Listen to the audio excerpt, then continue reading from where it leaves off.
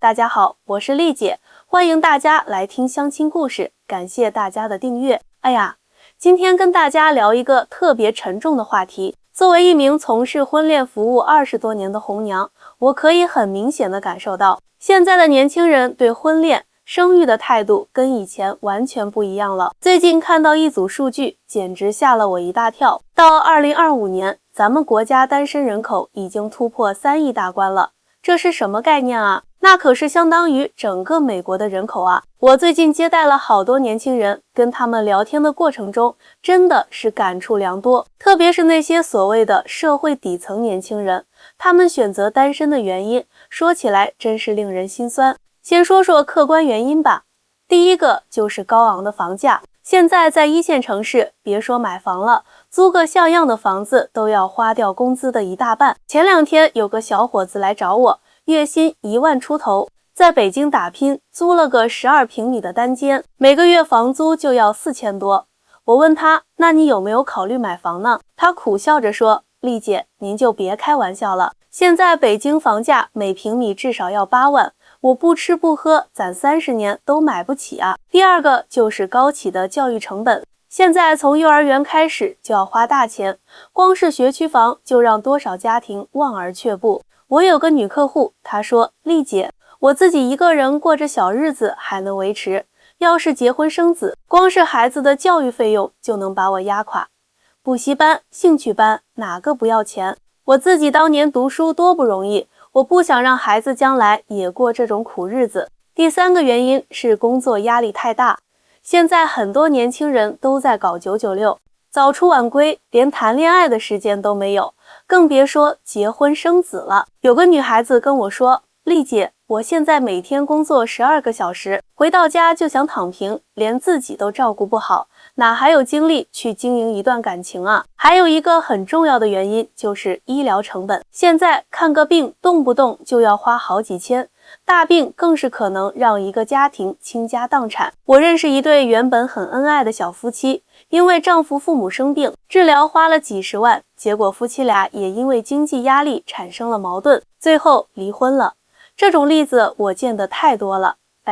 说完客观原因，咱们来说说主观原因。现在的年轻人跟我们那个年代真的不一样，他们的想法更独立、更多元了。首先是丁克观念的普及，很多年轻人觉得，与其给孩子一个不够优质的生活环境，不如干脆不生。有个女孩子就跟我说，丽姐，我自己的生活都还没过明白呢，怎么敢把一个新生命带到这个世界上来受苦啊？其次是对养儿防老观念的改变，现在的年轻人普遍认为养老要靠自己的积累，而不是寄希望于下一代。确实，现在的年轻人压力已经这么大了，再把养老的重担压在他们身上，是不是太残忍了？再有就是宁缺毋滥的态度，现在的年轻人对感情和婚姻的要求越来越高了，不是非要结婚不可。我经常听到他们说，与其找个不合适的人将就着过日子，还不如好好享受单身生活呢。第4个原因可能会让人觉得有点意外，那就是女性意识的觉醒。现在越来越多的女性，特别是受过高等教育的女性，她们不再把婚姻当作人生的必选项，她们更注重自我实现，不愿意被传统的婚育观念束缚。这种超单身现象对国家、社会和养老会带来什么样的影响？各位听众要是觉得有共鸣，欢迎留言告诉丽姐你的想法哦。先来说说对国家的影响。人口问题可以说是关系到国家命运的大事。第一个就是人口结构失衡的问题。现在不结婚、不生育的人越来越多，咱们国家的人口结构就像一个倒金字塔，上面老年人口越来越多，下面年轻人口越来越少，这对国家的发展来说绝对不是一个好消息。其次是劳动力短缺的问题。大家想啊，现在的独生子女政策虽然已经放开了，但是年轻人都不愿意结婚生子，那么再过20-30年，咱们国家的劳动力从哪里来？到时候别说是制造业了，连基础的服务业都可能面临用工荒。还有就是国家综合实力的问题。我们都知道，人口红利是咱们国家这些年快速发展的重要原因之一。但是如果生育率持续走低，人口红利消失了，那对国家经济发展、科技创新都会产生深远的影响，对社会的影响同样不容忽视。我最近接待的一对老夫妻，他们就一个儿子，今年都快40岁了，还没结婚。老两口整天以泪洗面，特别着急。这个现象在社会上越来越普遍了。首先是家庭结构的改变，传统的3口之家或者4世同堂的家庭模式正在逐渐消失，取而代之的是越来越多的独居青年和空巢老人，这对社会的稳定性产生了很大的影响。其次是消费市场的萎缩。你们想啊，以前结婚要买房，要装修，要买家具家电，生了孩子还要买奶粉、尿布、玩具、衣服。现在人们不结婚不生育了，这些消费都没有了，对整个经济的拉动作用不就减弱了吗？再有就是社会价值观的转变，传统的家庭观念在逐渐淡化，个人主义色彩越来越浓厚。这种改变不一定是坏事，但确实会影响社会的凝聚力和向心力。最让人揪心的是养老问题。现在的年轻人都是独生子女，如果他们选择不结婚不生育，那么等他们老了，谁来照顾他们呢？而且现在的养老体系主要还是建立在家庭养老的基础上，如果大家都不生育了，整个养老体系就会面临崩溃的风险。现在的养老金收支就已经入不敷出了，再过几十年会变成什么样子，光是想想就觉得可怕。前几天有个阿姨来找我，她说：“丽姐，我们老两口就一个女儿，现在都35岁了还单着。我们现在身体还行，能自己照顾自己，但是等我们再老一点，瘫在床上了，难道要指望社会养老院吗？可是现在养老院1个月就要好几千，我们的退休金根本就不够啊。”说到这里，我就想起一个特别扎心的案例。有个做 IT 的小伙子，今年32岁，月薪2万多，在深圳工作。他跟我说：“丽姐，我知道您是为我好，但是我现在每个月光是还房贷就要1万多，还要赡养父母，自己的养老金也要准备。如果结婚生子，这些支出直接翻倍，我真的承担不起啊！你看，这就是现实。”年轻人并不是不想结婚生子，而是真的被现实压得喘不过气来。他们不敢结婚，不敢生育，某种程度上也是一种无奈的选择。说到这里，我真的很想跟大家分享一些我这些年来接触到的真实案例，让大家更深入地了解现在年轻人的困境。前几天来了一对准备结婚的小情侣，男生是在一家互联网公司做程序员的，女生是幼儿园老师。2个人谈了3年恋爱，感情特别好，但是一聊到结婚的具体问题，他们就犯了难。男生说：“丽姐，我们是真心相爱的，但是现实问题真的很难解决。我们在北京租了个70平米的房子，月租金就要8000，2个人的工资加起来也就2万5左右，除去日常开销，根本攒不下什么钱。我父母在老家也帮不上什么忙。”女生也说：“是啊，丽姐，我们也想要个自己的小家，但是现在北京的房价实在太高了。我们看中的那个小区140平米的房子要500多万，首付就要150万。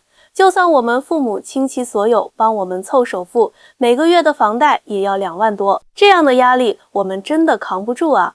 听到这里，我的心都揪起来了。这对小情侣的情况其实代表了很多年轻人的现状，他们渴望爱情，向往婚姻，但是却被现实压得喘不过气来。还有一个更让人心酸的例子，有个女孩子今年28岁，在一家外贸公司上班，她的父亲前几年查出了癌症，花光了家里所有的积蓄不说，还借了一屁股债。她现在每个月光是还债就要花掉工资的1大半，根本就没有精力去谈恋爱。她跟我说：“丽姐，我知道我年纪不小了，父母也着急，但是我现在这个情况，谁会愿意跟我在一起啊？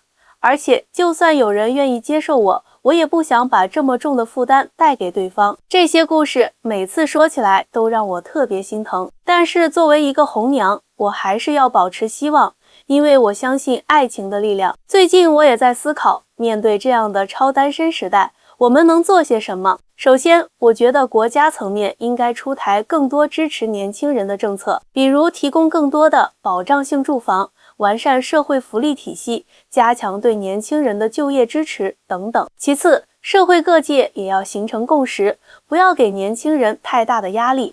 结婚生子是人生大事，不能强求，更不能用剩女、剩男这样的词去伤害他们。再有就是家长们也要调整心态。我经常跟来相亲的父母说，你们的孩子过得开心才是最重要的，不要总是用别人家的孩子去要求自己的孩子。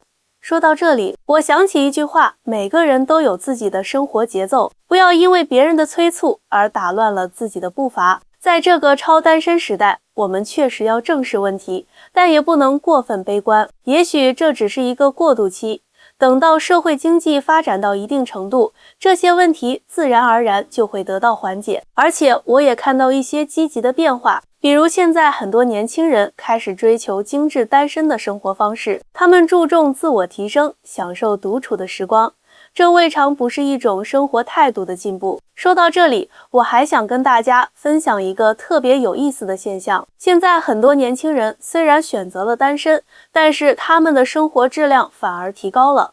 为什么这么说呢？我最近接待了一个女孩子，今年29岁，是某互联网大厂的产品经理。她告诉我，丽姐，我现在过得可滋润了，不用考虑另一半的感受，想买什么就买什么，想去哪里旅游就去哪里。周末可以和闺蜜逛街喝茶，也可以在家里躺平看剧追番。这种生活不比被婚姻束缚强多了。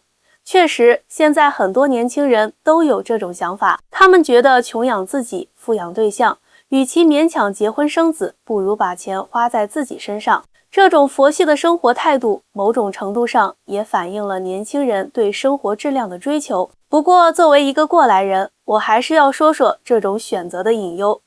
第一个就是情感需求的问题。人终究是群居动物，再独立的人也会有想要依靠、想要分享的时候。我就见过不少30、40岁的单身人士，在事业有成的同时，却感到深深的孤独。有个做律师的男士，年收入上百万，但是每次来找我都说，丽姐，钱再多有什么用？晚上回到家，面对空荡荡的房子，心里特别难受。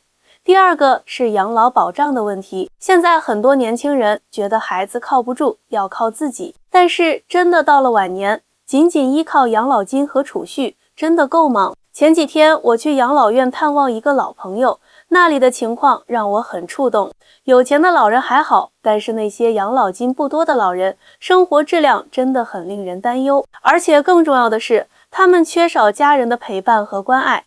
第三个是社会结构的问题。如果越来越多的人选择单身，那么整个社会的结构就会发生根本性的改变。家庭作为社会的基本单位，它的功能可不仅仅是生儿育女那么简单。有个社会学专家跟我说过，家庭是维系社会稳定的重要纽带。如果家庭的功能弱化了，整个社会的运行机制都会受到影响。所以这个问题真的不是简单的个人选择问题，而是关系到整个社会发展的大问题。作为一个红娘，我的建议是，年轻人在选择单身之前，要认真思考清楚，权衡利弊，不要因为一时的困难就放弃寻找幸福，也不要因为外界的压力就勉强自己结婚生子。最重要的是要找到适合自己的生活方式。无论是选择单身还是组建家庭，都要对自己的选择负责，为自己的未来做好规划。记住，感情这个事情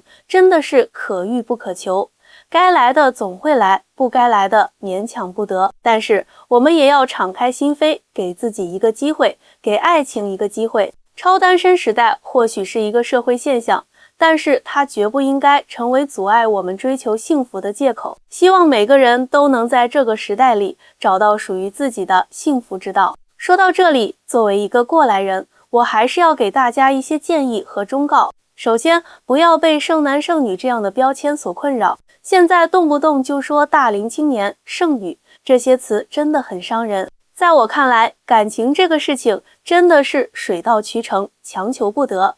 其次，要调整好心态。很多人一说到单身就觉得是一件很悲惨的事情，其实不然，单身也可以活出精彩人生。我就见过很多单身的人，他们过得比很多已婚的人还要精彩。比如说，我认识一个37岁的女设计师，她虽然单身，但是生活的特别充实。平时工作之余学习茶艺、插花，周末和朋友一起爬山、看展览，完全不觉得生活有什么缺憾。他说：“丽姐，我觉得婚姻不是人生的全部，活出自我才最重要。再有就是要对未来有规划。不管你是选择单身，还是打算结婚生子，都要为自己的将来做好准备。特别是在理财方面，一定要未雨绸缪。我经常跟年轻人说，你现在不结婚可以，但是你要想清楚，以后老了怎么办？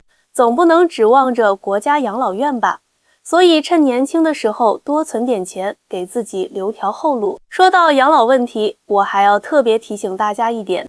现在很多年轻人觉得丁克很潮，但是要知道，等到老了，没有子女在身边，生活质量肯定会受影响。这不是说一定要为了养老而生孩子，而是要认真考虑清楚这个选择带来的后果。最后，我想说的是，虽然现在是超单身时代，但是好的姻缘还是存在的。关键是要有一颗开放的心，不要把自己封闭起来。就像我经常说的，门当户对不一定能白头偕老，门不当户不对也未必不能相濡以沫。重要的是两个人是否真心相爱，是否愿意为对方付出。作为一个红娘，我见证过太多美好的姻缘，也看到过太多遗憾的故事，但是我始终相信，只要有爱，一切困难都能克服。希望在这个超单身时代，每个人都能保持希望，保持对爱情的向往。也许明天就会遇到那个对的人呢。最后，我想用一句话结束今天的分享：不要因为一时的困难就放弃追求幸福，也不要因为外界的压力就委曲求全。幸福永远掌握在自己手中。好啦，今天的分享就到这里。如果觉得有收获，欢迎点赞关注。下期我们继续分享更多相亲故事。